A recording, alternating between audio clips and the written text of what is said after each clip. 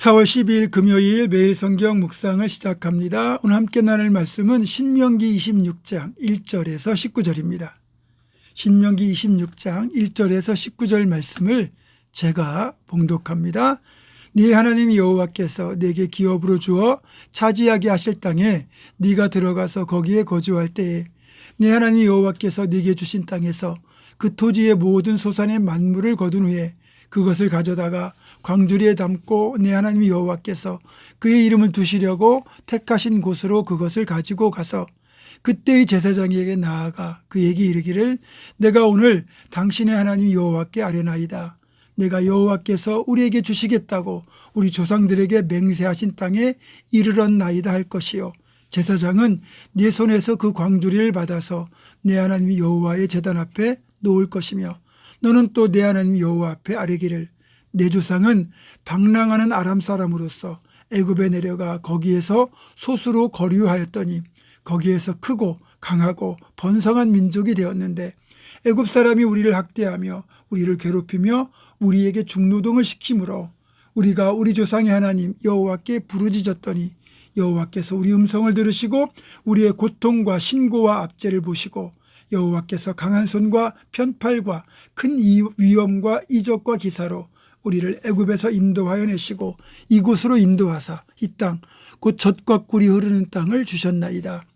여호와 이제 내가 주께서 내게 주신 토지 소산의 만물을 가져왔나이다 하고 너는 그것을 네 하나님 여호와 앞에 두고 네 하나님 여호와 앞에 경배할 것이며 네 하나님 여호와께서 너와 내 집에 주신 모든 복으로 말미암아 너는 레위인과 너희 가운데에 거류하는 객과 함께 즐거워할지니라. 셋째 해 곧 11조를 드리는 해에 네 모든 소산의 11조 내기를 마친 후에 그것을 레위인과 객과 고아와 과부에게 주어 네 성읍 안에서 먹고 배부르게 하라.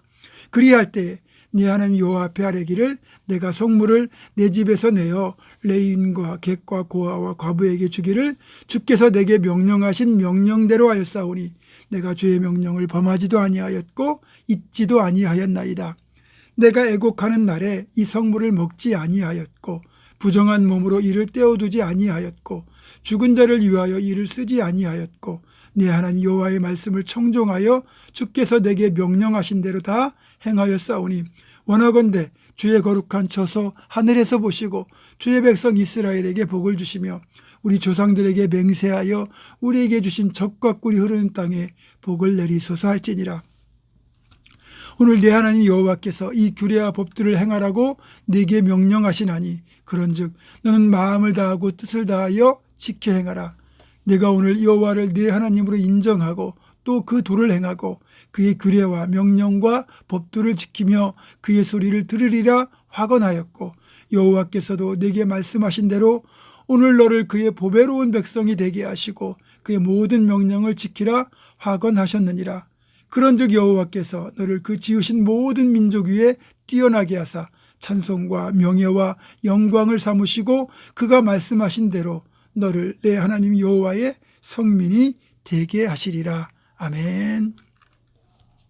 오늘 신명기 26장에서는 이스라엘 백성들이 하나님께 감사의 제사를 드려야 되는 이유가 잘 나타나 있습니다. 이스라엘 백성들이 가나안 땅에서 누리는 모든 것들은 스스로 이룬 것이 아니라 전적으로 하나님의 은혜와 선물이기 때문입니다.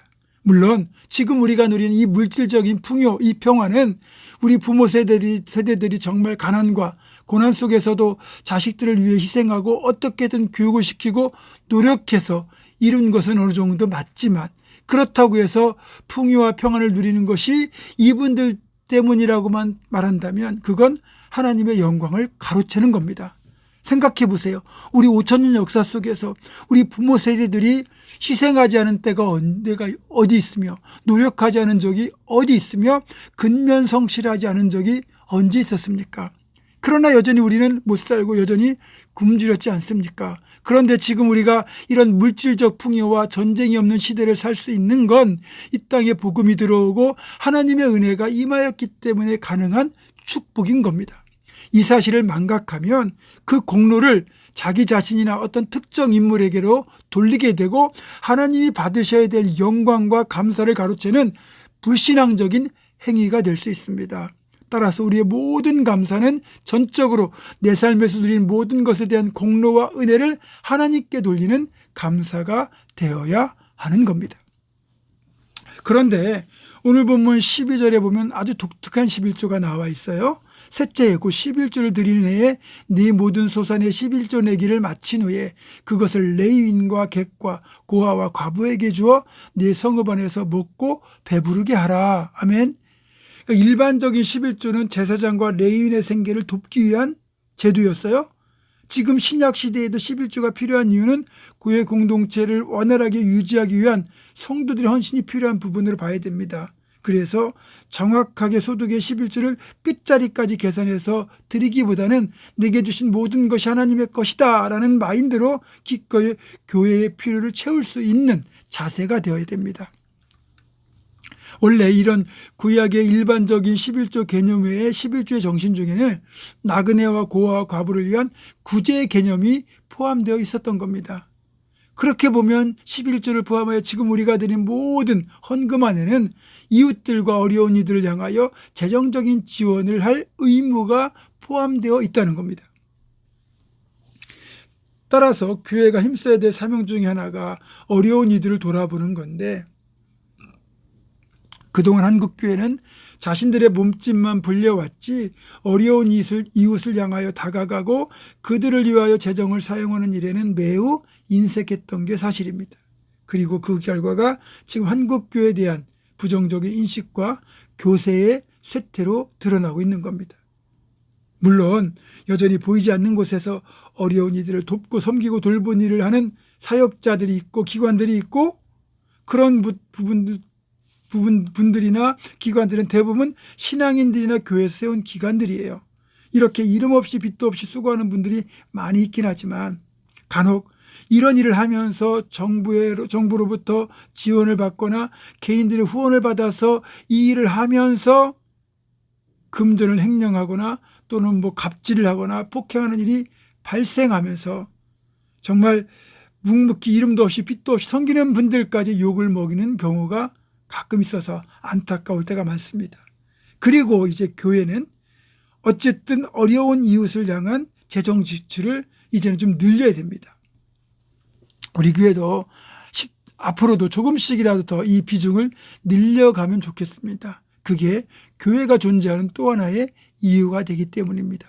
그리고 부가적으로 이런 명령을 포함하여 하나님의 말씀을 우리가 힘써 지키면 하나님께서 우리를 모든 민족 위에 뛰어나게 하시고 하나님의 거룩한 백성으로 삼아주신다, 이렇게 약속하고 있습니다. 그러니까 우리가 누리고 우리 민족이 누릴 수 있는 최고의 축복이자 영광이 약속되어 있는데 우리가 당연히 이런 일에 힘써야 되지 않겠습니까? 사랑하는 성도 여러분, 최선을 다해서 우리가 성도로서 또 건강한 교회로서 이런 사명에도 힘쓸 수 있기를 주님의 이름으로 축원합니다. 기도하겠습니다. 어려운 일을 돌아보게 하시고 또 하나님께 감사할 줄 아는 그런 하나님의 사람 되기를 기뻐하신 하나님 명령 앞에서 우리가 이 말씀대로 어려운 일을 잘 돌보고 그리고 선한 일에 힘쓰고 또 모든 것이 주님께로부터 왔다는 것, 그래서 전적인 하나님의 은혜임을 인정하며 늘 감사하는 삶을 살아내는 우리 모두가 되게 하시고 그런 개인이 되고 그런 교회가 되고 그런 민족이 되어 하나님께서 정말 모든 민족에 뛰어나게 하시고 거룩한 백성 삼아주시는 그 축복의 주인공이 다 될 수 있도록 인도하여 주시옵소서.